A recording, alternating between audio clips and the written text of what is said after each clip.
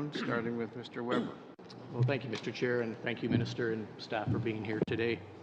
Minister, as you are likely well aware, there are hundreds, if not thousands, of Canadians suffering daily from Lyme disease. And we know that there are many more likely who have been misdiagnosed or are not getting the treatment that they need. We've had conferences, we've had experts provide their opinions and recommendations, and we've had public consultations.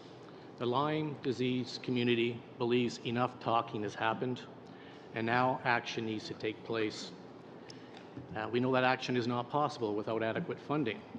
So my question to you, Minister, is can you tell us how much extra funding over and above that from previous funding has been allocated to implement a Lyme disease action plan?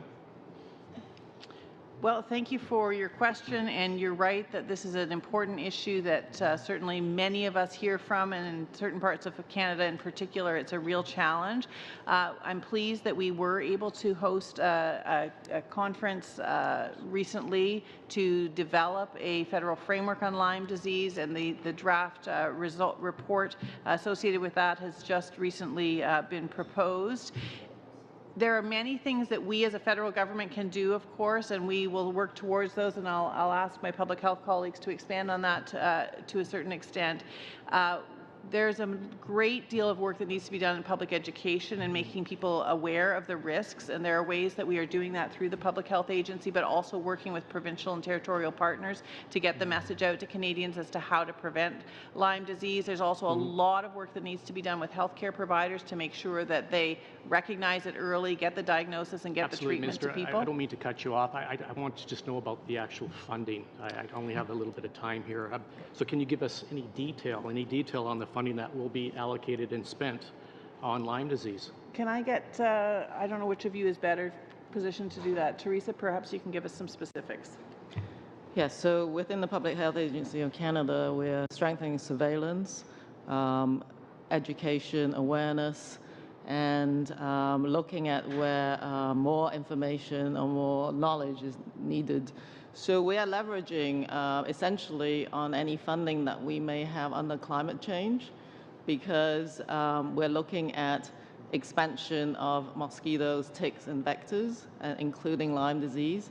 And we'll be trying to look at how we can leverage that funding. And as the Minister said, there's additional funding, and we will be looking at some of that. That includes grants and contributions as well. Okay, well, thank you. I appreciate that. Obviously, I'm not getting any numbers here.